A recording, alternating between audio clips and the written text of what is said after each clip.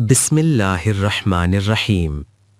Surah Al-Baqarah, verses 170 to 171.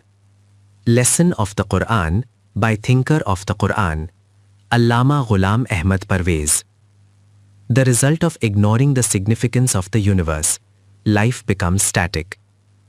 My dear friends, today is March 9th, 1969, and the series of Quranic lessons begins with Surah Al-Baqarah, verse 170-270. In this noble verse, a great reality comes forth, one that demands reflection and carries immense importance. If you have ever visited Taxila or Harappa, you would have seen in the archaeological museum clay utensils, the same pots, pans, bowls, and drinking vessels. There are also griddles, trays, tongs, clothes, and jewelry. Some tools for ploughing are also displayed there. These items are 3,000 to 4,000 years old. After seeing them, if you walk into the nearby village, you will notice that the same kinds of utensils, the same kinds of clothes, the same kinds of jewelry, the same ploughs, all are still in use. The pitcher, bowl, or cooking pot from thousands of years ago is exactly the one used today. Look at history. The bullock cart you see in pictures from 4,000 years ago is exactly the same bullock cart you will see moving before your eyes today. Over these thousands of years, it seems as though all business and equipment have been frozen in time, as if day and night themselves have stopped moving. Their civilization and culture appear preserved inside a thermos bottle, unaffected by the outside environment. This is the condition here. Now turn to the Western world. They are truly reaching the skies. Even as we speak, perhaps the first human is preparing to descend upon the moon. Every new sunrise brings them something new. They are absorbed in innovation, constantly adapting to the demands of each era. New inventions are emerging, discoveries are being made, and they have begun to fly. That is their state, while here the condition remains. Hui lakh dunya idhar ki udhar hai, wahi sangedar hai, wahi apna sar hai. If a carpenter or an unfortunate young boy dares to imagine something new, to introduce even a slight innovation or difference, the elders of the village gather and rebuke him. O bepireya, o bemurshidea, tera pyo ਇੱਥੇ ਨੱਠਲ ਠੋਕਦਾ ਹੁੰਦਾ ਸੀ ਜਿੱਥੇ ਤੂੰ ਇਹ ਠੋਕਣ ਡਿਆ ਹੈਗਾ ਏ ਗੱਡੇ ਵਿੱਚ ਤੇਰਾ ਪਿਓ ਜਿੱਥੇ ਨੱਠਲ ਠੋਕਦਾ ਸੀ ਉੱਥੇ ਨੱਠਲ ਠੋਕ ਨਹੀਂ ਤੇ ਤੂੰ ਬੇਪੀਰਾ ਬੇਮੁਰਸ਼ਿਦਾ. The meaning of Piro Murshid here is whatever has been happening must continue in the same way. My dear friends, reflect on what the fundamental distinction between human beings and animals is. Man has been endowed with intellect and thought, with the capacity to acquire knowledge and insight. This is precisely what differentiates man from animal. And what is the condition of animals? The goat that existed 4,000 years ago is the same kind of goat born today. Every kid born is already a goat, possessing all the characteristics of a goat. Its body grows to a certain extent, but its essential qualities remain unchanged. Neither in 4,000 years has any characteristic of the goat changed, nor does a kid change until it becomes old. They continue to live in a static and frozen state. Why? Because they lack intellect and thought. They have no reflection or contemplation. They only possess instincts sufficient to maintain their physical life. In them, no transformation occurs. Every sunrise invites man toward a new path. Dear brothers, the changes you observe among animals and species occur only where the hand of man intervenes. If human influence is absent, then for thousands and millions of years, species continue exactly as they have always been. Leave aside this vast span of time. You hear the phrase berchal, or herd mentality, every day. What does it mean? It is that wherever the leading sheep turns, every sheep behind it follows. If while walking a ditch appears, and though a clear path lies just 2 steps aside, the leading sheep does not take it but leaps into the ditch, then every sheep behind will also leap. Ask any sheep why it does so, and it will reply, because the one ahead did it, and the one ahead has already moved on, leaving no time to question it. This is one way of living. The other way, as I have said, is that with every sunrise, man should employ intellect, thought, awareness, and insight to ask, what improvement can be made? What progress is possible? What new inventions can be created? Through this, life advances and rises higher. This is the dignity of humanity. Ancestor worship in religion takes the place of Sharia. My dear friends, the examples I gave you were from physical life. In intellectual life, this stagnation becomes even more evident, and the most severe form of stagnation appears in the realm of religion. Here it is declared, reflection is forbidden, contemplation is prohibited, and whatever has been happening must be considered exactly in accordance with Sharia. Ancestor worship becomes the fundamental demand of religion. Following the creed of the forefathers is regarded as the greatest act of virtue. This virtue, whether written with sod or with tha, is considered both the correct path and the cause of reward. If you move even an inch away from it, it is labeled bid'ah, innovation. And regarding bid'ah, that is, anything new, every sermon ends with the proclamation, kullu bid'atin dalalatun va kullu dalalatin finnar. Every innovation is misguidance, and every misguidance leads to hell. So reflect, where such a creed prevails, how can the powers of intellect and thought not become paralyzed? There remains no room for anyone to think of something new in any sphere of life, no possibility to engage in reflection. Whatever you say, the first question asked is, has anyone said this before? As if they did not say it, then it's their fault for not having said it. And those forefathers have already departed from this world. Now how can one ask the first sheep why it chose that path? The condition of those who live in hell according to the Quran. When you speak to someone, you may present arguments based on reason and insight. Yet at some point, the other person halts, unable to provide any rational evidence. Instead, he says, such and such imam, may Allah have mercy on him, has said this, and immediately all verdicts are declared against you. The discussion stops right there. It cannot move forward. Now reflect. When this is the condition of human beings, the Quran describes it in these words, وَلَقَدْ دَرَأْنَا لِجَهَنَّمَ كَثِيرًا مِنَ الْجِنِّ وَالْإِنسِ. Come, let me tell you who those people are whose very way of living demonstrates that they are the inhabitants of hell, wandering upon the earth. Reflect on this. If it is said about someone, come, let us tell you who the people of hell are, how astonishing it would be. There would be no need to wait for the day of judgment, no need to await resurrection, accountability, or the scales of justice. Right here it becomes clear who lives the life of hell. For this, the Quran says, لَهُمْ قُلُوبٌ لَا يَفْقَهُونَ بِهَا وَلَهُمْ أَعْيُنٌ لَا يُبْصِرُونَ بِهَا وَلَهُمْ آذَانٌ لَا يَسْمَعُونَ بِهَا. These are the people who have hearts, but do not use them to understand, who have eyes, but do not use them to see, who have ears, but do not use them to hear. Thus, the Quran describes the life of the people of hell. It says, أُولَٰئِكَ كَالْأَنْعَامِ. They do not live on the human level, but on the level of animals. Then it adds, بَلْ هُمْ أَضَلُّ. No, they are even worse. Animals at least live according to their instincts, but these people do not even have that quality. The Quran calls them شَرَّ الدَّوَابِ, the worst of all creatures. It says, الصُّمُّ الْبُكْمُ الَّذِينَ لَا يَعْقِلُونَ. Deaf, dumb, and blind, those who do not use intellect and reason, the worst of creation. They simply continue doing whatever has been happening without ever stopping to think, why is this happening? Why are we doing this? This, the Quran declares, is the true condition of those who live a life of hell. My dear friends, as I have always reminded you, this was the revolutionary teaching of the Quran.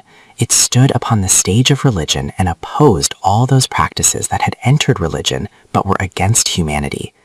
This very thing, however, was declared by every religious authority to be the most sacred creed, that one must follow the forefathers, that whatever has been happening must continue in the same way. But look into the Quran from beginning to end, and you will see that it strongly refutes this creed. It says that when you present the arguments and proofs of the Quran before the disbelievers, they respond, no sir, we shall continue upon the same creed upon which our forefathers walked.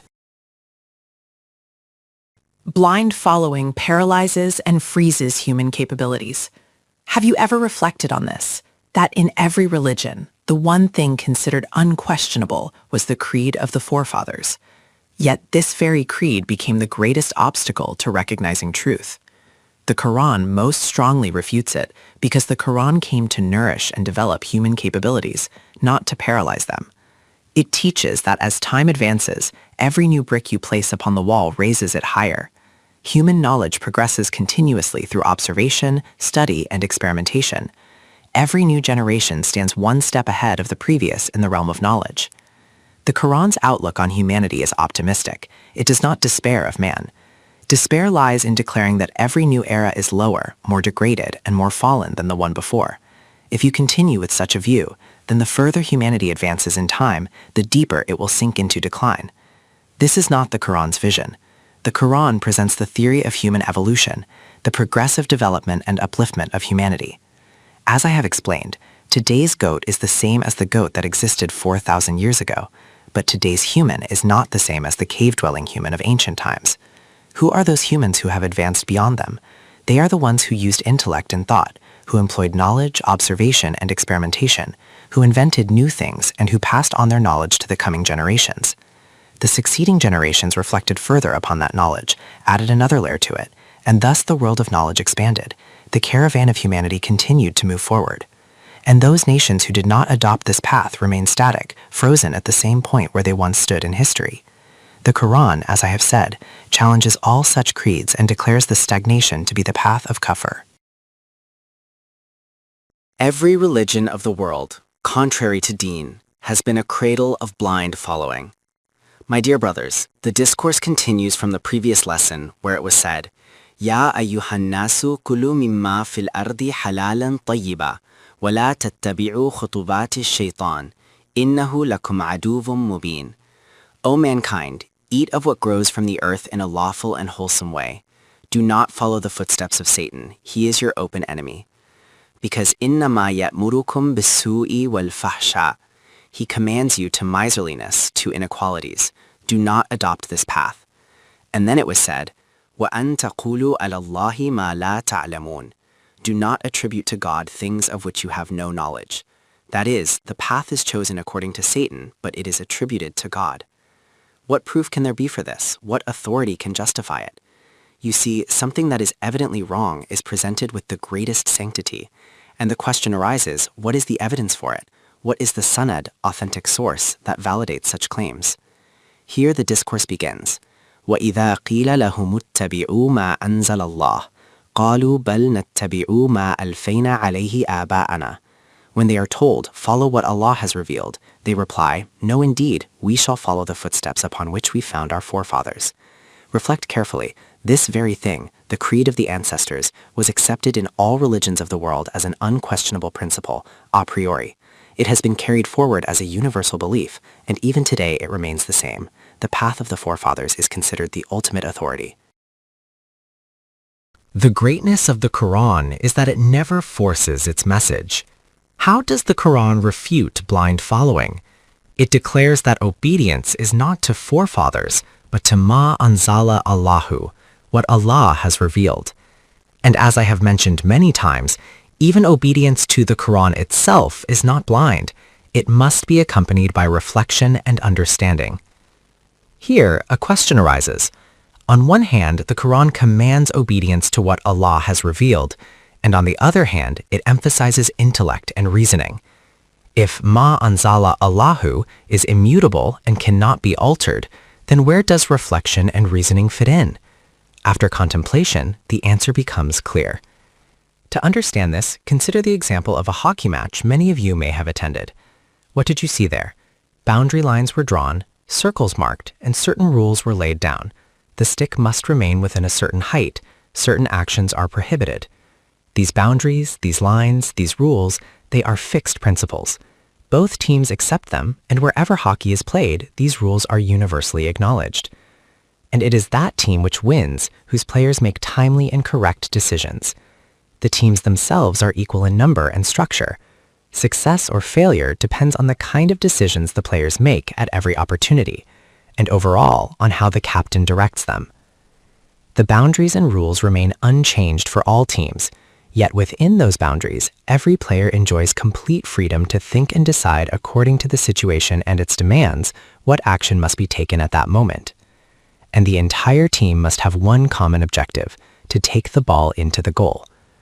My dear brothers, this is the way of life that the Quran presents. In the great game of life, certain boundaries and conditions are set. Even in sports, if there are no rules and regulations, the game loses all its charm and interest. Life is the greatest game in which humanity must traverse evolutionary stages. These stages cannot exist without boundaries and restrictions. They have been established. But if these boundaries were like chains on the feet, preventing man from taking even a single step with intellect and thought, then humanity would become frozen, reduced to the level of animals. This is the blend of permanence and change. The boundaries remain immutable, but within them, every generation of Muslims, the entire community, has complete freedom to decide through mutual consultation what steps must be taken in their time. This is what Islam means. Thus, when it is said, follow what Allah has revealed, ma anzala Allahu, it means that the boundaries and restrictions given therein cannot be abandoned. Yet within those boundaries, your power of thought, choice, and freedom cannot be restricted in any way. The principles of life given by the Quran are as immutable as the laws of the universe. Reflect on what the Quran presented. This was introduced for the very first time by the Quran itself. The deen given to the first messenger of God was in principle the same as that given to the last messenger sallallahu alaihi wasallam. The principles of deen, its boundaries, its fundamentals have always remained the same from the beginning. The point, as I have just explained, is that obedience is not to what your forefathers practiced, but to what God has established as boundaries and conditions. This is one of the fundamental principles of deen. For when you look into the Quran from the mention of Prophet Noah, alayhi salam, to all the prophets that followed, you will see this same truth. They invited people toward God, their opponents resisted, and when arguments and proofs were presented, the opponents replied, "No, sir, we shall continue upon the path our forefathers walked." And every prophet opposed this reasoning. Thus, this principle was not introduced for the first time in the Quran. It has been the consistent message of all prophets throughout history. Remember, all the fundamental principles of deen given as foundations are presented by the Quran as common values in the teachings of every prophet. For example, the principle that in this universe, sovereignty and authority belong to only one being. This is among the basic principles of deen. In the Quran, you will see this truth repeated in the teachings of every messenger. Likewise, as I have just explained, every prophet faced opposition from those who argued, "We follow this path because it is the way of our forefathers, the tradition of our ancestors." This was the supposed proof of truth offered by the opponents of every messenger. And every prophet refuted this reasoning, declaring, "This is no proof at all, that simply because something has always been done, we must remain bound to it. Whatever has been carried forward must be tested in the light of ma anzalallah. Whatever aligns with it and does not contradict it may be retained, but whatever opposes it must be abandoned, for it cannot be the true deen." The evidence of deen, of sharia, of truth and authenticity is that it does not go against ma anzalallah.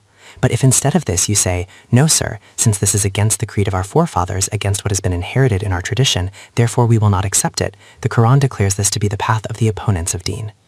Brothers, this very verse, 271, has come before us today. It says, وَإِذَا قِيلَ لَهُمْ اتَّبِعُوا مَا أَنزَلَ اللَّهُ. When they are told to follow what Allah has revealed, قَالُوا, they reply, بَلْ نَتَّبِعُ مَا أَلْفِينَ عَلَيْهِ آبَاءَنَا. No, we shall follow the path upon which we found our forefathers. Here the Quran refutes them, saying, أَوَلَوْ كَانَ آبَاؤُهُمْ لَا يَعْقِلُونَ شَيْئًا وَلَا يَهْتَدُونَ. Will you continue to follow your forefathers even if they neither used reason nor were rightly guided? The Quran mentions both aspects, lack of intellect and lack of guidance. These two become the criteria for us to test whether what has been handed down is right or not. The touchstones are intellect and the principles given by revelation. Consider how the Quran repeats this in different places. In another verse it says, وَإِذَا قِيلَ لَهُمُ اتَّبِعُوا مَا أَنزَلَ اللَّهُ قَالُوا بَلْ نَتَّبِعُ مَا وَجَدْنَا عَلَيْهِ آبَاءَنَا. When they are told to follow what Allah has revealed, they say, "No, we shall follow what we found our forefathers upon." And they are told, أَوَلَوْ كَانَ الشَّيْطَانُ يَدْعُوهُمْ إِلَى عَذَابِ السَّعِيرِ. Even if those footsteps are the marks of Satan, leading them toward the blazing fire of hell, they will still insist on following them. Thus the Quran makes clear this path is not the way of salvation or deliverance. The Quran as the final preserved remedy for humanity. To rekindle the faded face of humanity, the Quran, the final word, the harf-e-akeh, has been preserved as the true nuskha-e-kimia, elixir. The path of salvation and deliverance is described. وَمَنْ يُسْلِمْ وَجْهَهُ إِلَى اللَّهِ وَهُوَ مُحْسِنٌ فَقَدْ اسْتَمْسَكَ بِالْعُرْوَةِ الْوُثْقَى. 31:22. The right way is not to blindly follow whatever has been handed down from the past. The right way is to submit oneself to God, to bow and surrender before Him, to obey His laws and commands, and to obey them in the best manner. This is the firm support, and elsewhere the Quran says it is unbreakable. The question then arises, what is the proof? What is the authority for simply following what has always been done? The Quran in Surah Yusuf and in other places presents this in a beautiful manner. Whenever the argument of ancestral following is brought forward against truth, what happens? A great name is invoked. The sanctity of that name has already been imposed upon minds since childhood, whether as revered saints, great imams, or noble elders. This reverence becomes the shield behind which blind imitation is justified, and the Quran exposes this as no true evidence at all. In whatever form it may be, the sanctity of certain personalities is first imprinted upon minds. Similarly, the sanctity of certain books is deeply embedded in consciousness from childhood. This conditioning ensures that when the time comes to prove a claim and the opponent has no real argument, they simply invoke a revered name. The greatness and sanctity of that name unconsciously dominate the human mind to such an extent that independent thought becomes impossible. And if someone dares to say, "No, sir, even after that I will still assert my own reasoning," then an uproar is raised. Look here, such and such saint, such and such imam, such and such scholar did not understand this, and now this person claims to understand more than them. The Quran's clear guidance on accepting any claim. Brothers, the real question is not about personalities or names. The question is, what does God Himself, the one who gave this deen, say? Does He command that when a great name is presented before you, you must switch off your intellect, cover your eyes, block your ears, and wrap your hearts in veils, merely because a revered name has appeared? Listen to what the Quran declares. Ma tabuduna min dunihi, 1240. Whatever you bow to besides Him, whatever authority you accept as final, whatever you take as binding upon yourselves apart from God, the Quran calls this ubudiyah. This is worship. And then it asks, what are these authorities you take as proof? Iza asma'an sammaytumuha antum wa aba'ukum, 1240. They are nothing but names, which you and your forefathers have invented. The Quran exposes the psychological weakness of man, the magic of names. A statement without a name attached will be examined on merit. You will demand reasoning, evidence, and proof. But attach a great sacred name to the same statement, and all channels of thought and reflection are blocked. This is the weakness of human psychology that the Quran warns against, urging mankind to rise above the spell of names and judge everything by intellect and revelation. Personality-based systems of life are always limited and perishable. Now let us see what the Quran says. It declares that these are merely great names that have been adopted. And further, Ma anzalallahu biha min sultan. God has sent down no authority for them. Authority belongs only to God. All else are names invented by men.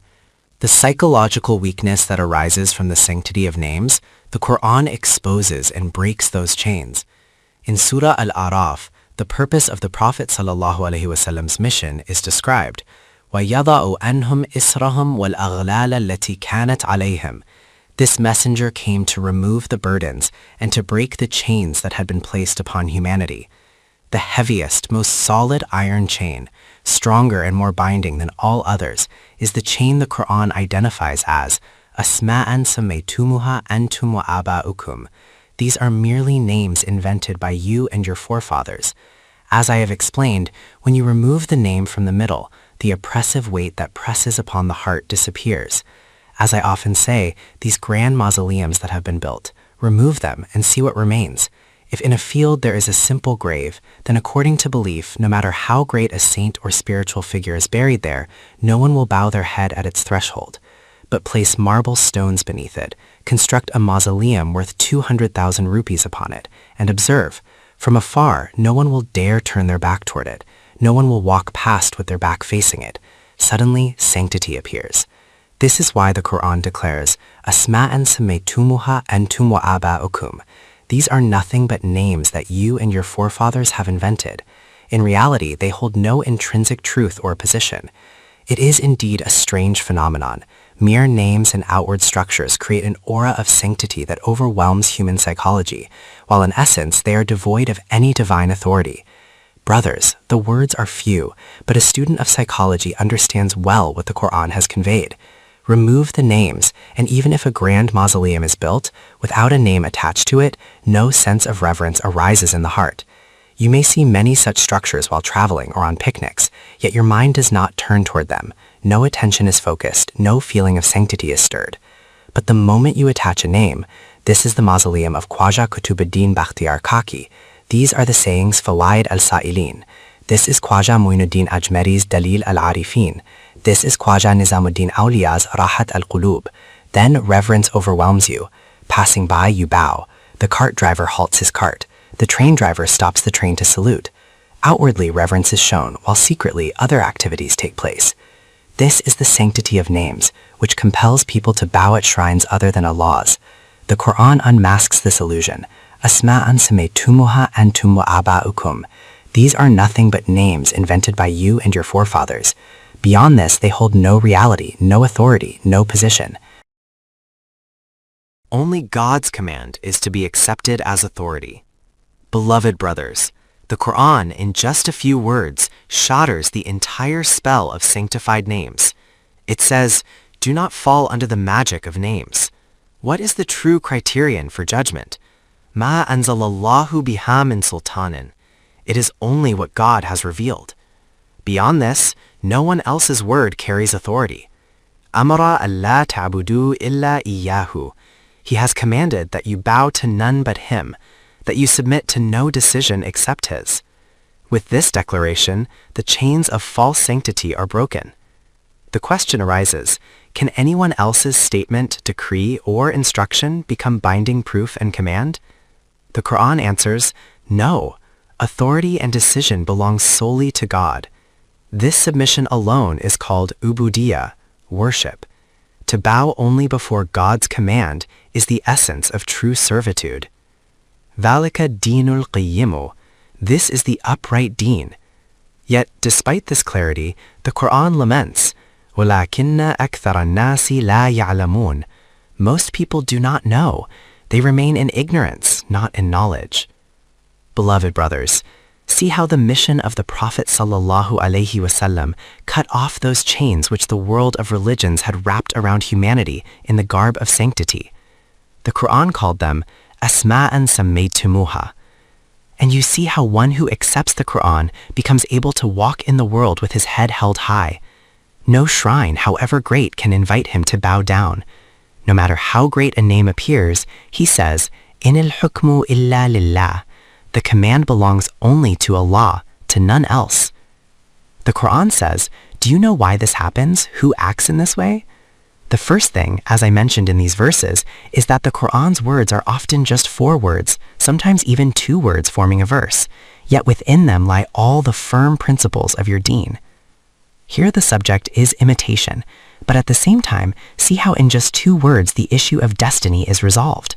It says, those who commit shirk, who bow at shrines other than Allah, who accept decisions other than His, when asked why they do so, they reply, وَقَالُوا لَوْ شَاءَ الرَّحْمَنُ مَا عَبَدْنَاهُم. If the Most Merciful had not willed it, we would never have worshipped them. Do whatever you want. You have wrongfully defamed us. Beloved brothers, have you reflected on what the Quran has said? From morning till evening we often repeat, without God's will, not even a leaf can move. Everything happens according to His will. The Quran declares that this is the saying of the mufari'in, the arrogant ones. When they are asked, why do you act in this way? They reply, Sir, who are we to do such things? If it were not God's will, if it were not His desire, His decree, how could we do it? Ma lahum bidhalika min ilmin. Their claim is not based on knowledge, it is based on ignorance. Inhum illa yakhrusun. They merely conjecture, they indulge in guesswork. This is not knowledge. The Quran declares that such statements are not founded on knowledge. In your society, the most revered and sanctified person is often considered to be the one who constantly repeats, everything happens according to the will of the Lord, everything according to His decree. But the Quran says, Am ataynahum kitaba min qablihi, fahum bihi mustamsikun. Or ask them, has there ever come to them a book from God before this, in which such a doctrine was written and to which they cling? Neither is this knowledge, nor is it guidance. Not only does the Quran reject it, but even before the Quran, no authentic divine scripture contained this belief which they falsely attribute to God. Beloved brothers, they were asked, what proof do you have for this belief? بل قالوا إنا وجدنا آباءنا على أمة وإنا على آثارهم مهتدون. They said, indeed, we found our forefathers upon a community, and we are guided by their footsteps. Their only argument is, look at our forefathers, they always said this. For this they will bring forth large volumes of books, saying, see, it is written here, such and such saint said this, such and such imam declared that. But the Quran responds, Asma'an sammaytumuha antum wa aba'ukum. These are nothing but names that you and your forefathers invented. In reality, they hold no truth, no authority, no substance. I had mentioned that this is not a new matter. The Quran says that this has happened with every messenger. وَكَذَلِكَ مَا أَرْسَلْنَا مِنْ قَبْلِكَ فِي قَرْيَةٍ مِّن نَذِيرٍ إِلَّا قَالَ مُتْرَفُوهَا إِنَّا وَجَدْنَا آبَاءَنَا عَلَى أُمَّةٍ وَإِنَّا عَلَى آثَارِهِمْ مُقْتَدُونَ. And thus we did not send any warner before you into a town, except that its affluent ones said, indeed, we found our forefathers upon a community, and we are following in their footsteps.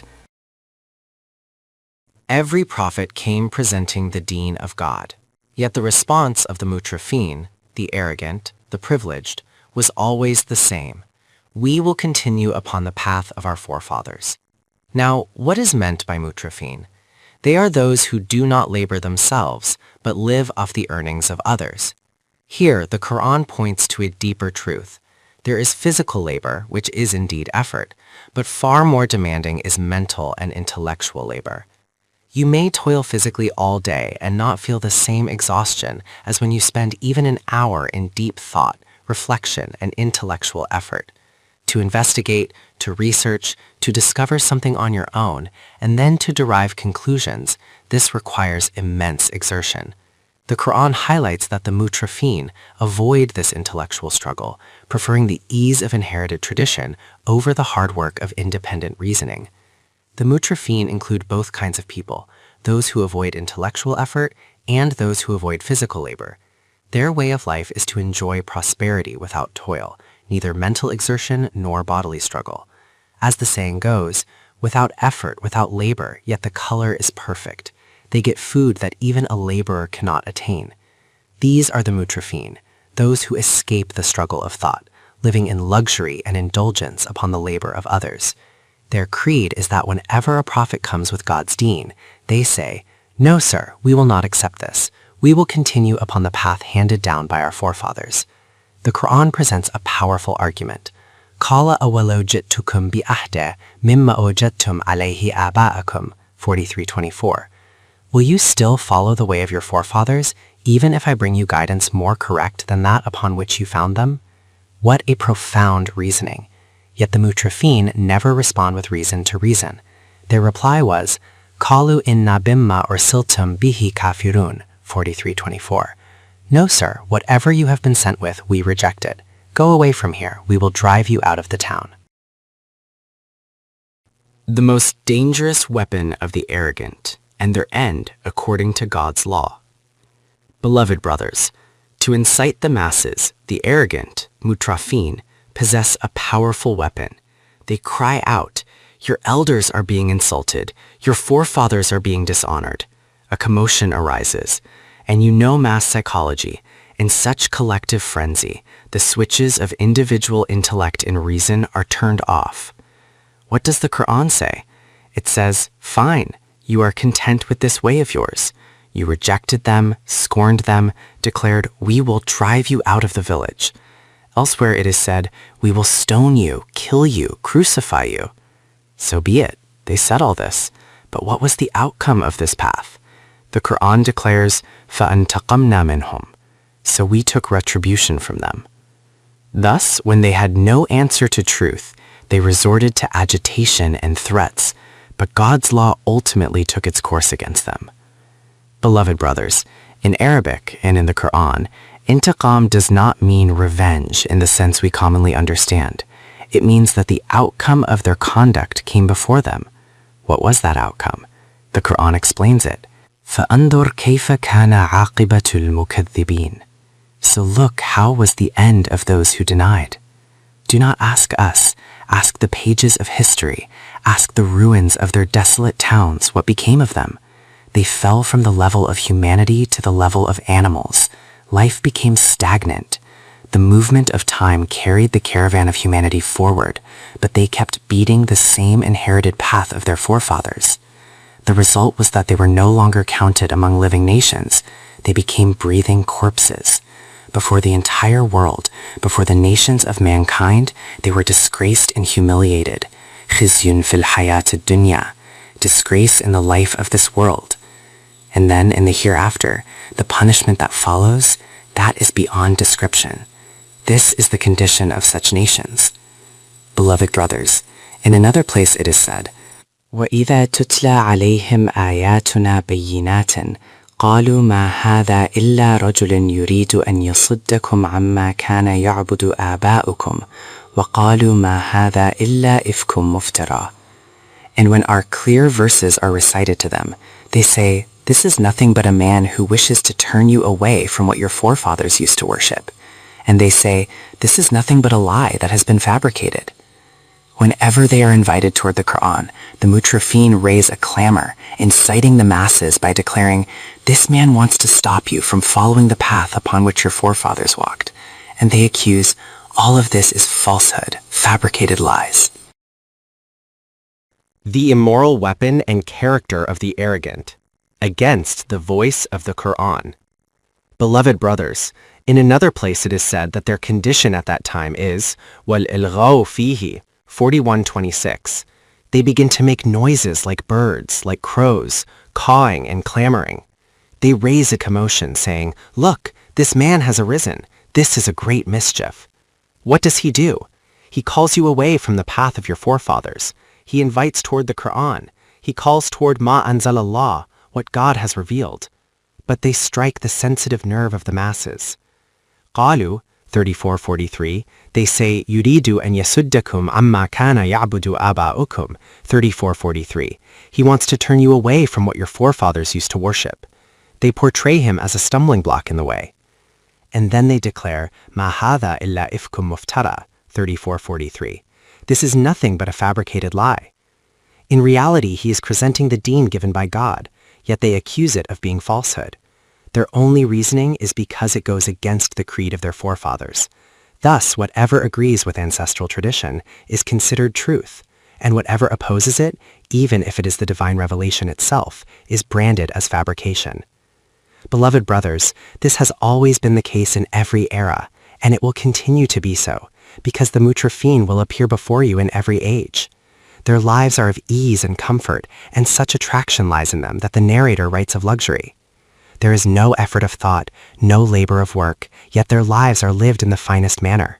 Food and drink are plentiful, knees are touched, feet are pressed, supplications and flattery are offered. Beyond this, whenever an issue arises, people come to them to ask, to inquire about matters, to seek verdicts. But they do not think with intellect or reflection about what the situation demands. The only thing they need to know is what is written in such and such book, what is written in that book. Whoever gains access to these books becomes a scholar, and the more books he has published, the greater his title becomes, until he is called Allama. Beloved brothers, such people are called catalogers, those who merely remember references from books. They are excellent librarians. The prominent ones among them have the specialty. If you tell them, sir, I need to research this topic, they will immediately prepare a list for you, pointing out which books contain material on that subject. They will even bring those books out for you. But when you ask them to use their own intellect and thought to say something about that topic, they stop right there. Okhta kora e mukjandai. Their horse stops right there. Their work is only to know which book contains what. The nature and utility of knowledge in our society. Beloved brothers, the kind of knowledge that is considered knowledge among us is merely knowing what is written in which book. The reference, the authority, is taken to be what the forefathers and predecessors have said about it. But this is not deen. Deen lies within those boundaries and limits which are immutable, which are called kalimat Allah, which are ma anzala Allah. When an issue arises, when a problem comes before you, the first thing you must know is, what has God said about it in principle? Then, what are your circumstances? What are the demands of the events that have occurred? In that, what guidance does Deen provide? You see, to do this requires great intellect and thought, great effort and struggle. The mutrafin cannot do this. The Quranic meaning and effects of the word taqlid. Beloved brothers, this is a matter that cannot be covered in a single lesson, nor even in dozens of lessons. For this, it must be explained how much the Quran emphasizes intellect and thought, how much importance it gives to reasoning and evidence, and how strongly it opposes the practice of blind imitation, taqlid. The word taqlid itself, do you know what it means? Qald refers to the collar or rope placed around the neck of cattle. For camels, the nose ring or halter is called qald. A rope is tied around the neck and the one pulling it leads, while the animal simply follows behind. This is the path of taqlid. It reduces a human being to the level of animals who have no capacity to use intellect or thought. The Quran says, وَمَثَلُ الَّذِينَ كَفَرُوا كَمَثَلِ الَّذِي يَنْعِقُ بِمَا لَا يَسْمَعُ إِلَّا دُعَاءً وَنِدَاءً صُمٌّ بُكْمٌ عُمْيٌ فَهُمْ لَا يَعْقِلُونَ. The example of those who disbelieve is like that of one who shouts at what hears nothing but calls and cries, deaf, dumb, and blind, so they do not reason. Their example and that of their leaders is like a herd of sheep and goats being driven by a shepherd. The shepherd has learned certain sounds from his elders, meaningless words, empty calls. He repeats these sounds, and the herd turns this way or that in response. Such are those who imitate their forefathers, deaf, dumb, blind, incapable of using intellect and thought. Beloved brothers, around the neck of an animal a visible rope is placed. It may wear out and break with time. But around the necks of those who imitate blindly, invisible ropes are placed, which never wear out. Rather, with the passage of time, they grow stronger and firmer. Brothers, when a person is alive, his words can be questioned, criticized, debated. But the moment he closes his eyes and is buried under the soil, he joins the ranks of the ancestors, and suddenly every word of his becomes an unquestionable authority. The older it becomes, the stronger its authority grows. If you cite a book written just 10 years ago, it does not carry much weight. But if you say this was written in the 3rd century Hijri, then see how the mind reacts. The older the rope, the stronger it becomes, and the more binding its hold on people. Why the bread closer to the forefathers becomes more valuable. Beloved brothers, a trusted individual once narrated that in Makkah there was a baker who sold bread. He would call out, "Today's fresh bread for 2 paisa, yesterday's stale bread for 1 anna." Someone asked him, "Why is yesterday's stale bread twice the price?" He replied, "Sir, that bread of yesterday is closer to the forefathers. Jini basi hondi chali jaye, onanmul vajjandai. The staler it becomes, the more its value increases." Beloved brothers, these are not mere jokes. Such beliefs are deeply rooted in our minds. Beloved brothers, this is a psychological condition. If a book is old, with torn pages, dusty sheets, no binding, the more worn out it appears, the more sacred it seems. The moment it is opened, reverence increases. Surely this must be authentic, for it is ancient. Jo shikasta ho to aziz tar hai nigahe aina saz mein. What is broken appears more precious in the eye of the beholder. But God's deen is not this. His deen is, سَنُرِيهِمْ آيَاتِنَا فِي الْآفَاقِ وَفِي أَنفُسِهِمْ حَتَّى يَتَبَيَّنَ لَهُمْ أَنَّهُ الْحَقِّ. We shall show them our signs in the horizons and within themselves until it becomes clear to them that this is the truth. The proof of the Quran's truth is that in every era, new signs of God appear in the universe and within human life, making the reality manifest. Yet here, the measure of authenticity has been reversed. The older something is, the stronger its authority becomes. Non-Quranic thinking pushes human mindset backwards. Beloved brothers, you have seen how inverted the mentality has become. The Quran says that in hell, the eyes will be set toward the nape, faces turned backward. What is this hell? What are these backward-facing eyes? It means that the entire past will appear radiant, while the present and future will be dark. Whoever you listen to, they lament their own era. The more distant the past, the more brilliant and luminous it is imagined to be. We studied the books of Tasawwuf. Take Hazrat Nizamuddin Aliya, for example. In his writings, even the word Aliya is used in the singular sense. In his book, he tells his disciple, "Son, the era in which we were born, what can I say of it? It is an age of immorality and corruption, of darkness and evil. The true era was that of such and such sultan." We examined his book to see what kind of radiant age that was. But there too, he tells his disciple, "Son, the age in which we were born is full of corruption and falsehood. The true age was that of such and such elder." We then opened the book of that elder, and he too was lamenting his own time, pointing to an earlier age. We kept going back, each one crying over his own era, each one glorifying the past, until the chain led further and further backward. Beloved brothers, the Quran at every moment, at every step, urges man toward thought and reflection. God declares that in every era he will show new signs, which will continue to prove the truth of the Quran's claims. What is the method for this?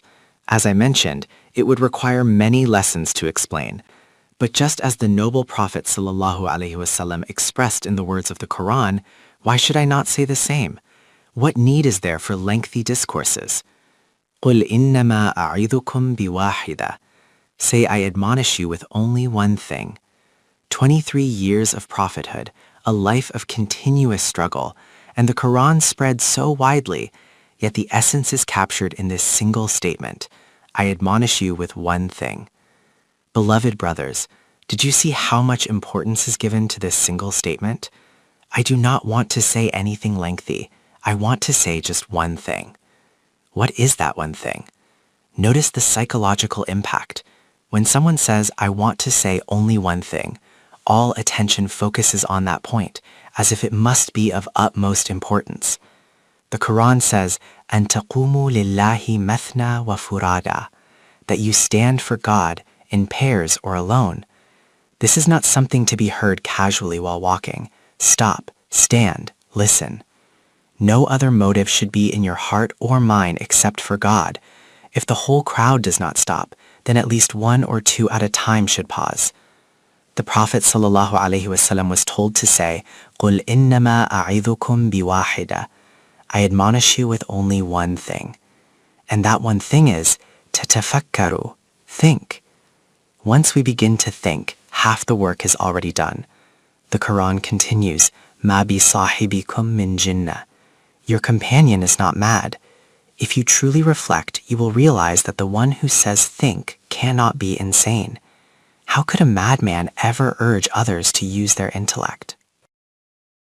Understanding the Quran through the Quran itself. Beloved brothers, without understanding the Quran in the light of the Quran itself, true psychological maturity in man can never be attained. Reflect on what the Quran has said at another place. أَفَلَا يَتَدَبَّرُونَ الْقُرْآنَ.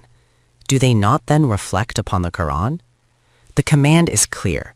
Tadabbur, deep reflection, must be done in the Quran itself. Since the Quran is for all humanity until the day of resurrection, its injunction of tadabbur is universal and eternal. No individual's reflection can exempt another from this responsibility. Every person must reflect for themselves. The reflection of one era cannot serve as binding authority for another. You may benefit from it, but it cannot be taken as final proof. The Quran's command is, reflect upon the Quran. And about those who do not reflect, it says, أَمْ عَلَى قُلُوبٍ أَكْفَالُهَا, or are there locks upon their hearts? These locks are not imposed from outside. They are the locks of their own making, closing their hearts to reflection. Loss of capacity through neglect, biological and spiritual parallel. Beloved brothers, whether animal or human, whoever ceases to use their faculties, those faculties begin to diminish and eventually disappear. Without tadabbur, reflection, the human heart itself becomes locked. If you remove the habit of thinking, the ability to think itself begins to fade away until it is lost. Biologists tell us, In animals, whichever organ is left unused over generations, nature eventually discards it. It becomes redundant. Cave-dwelling rats once had bright eyes. Bats, too, in their earlier generations, had eyes. But living in darkness, they stopped using them. After some time, their offspring began to be born blind. Nature declared, this is useless for them. Give it to someone else who needs it.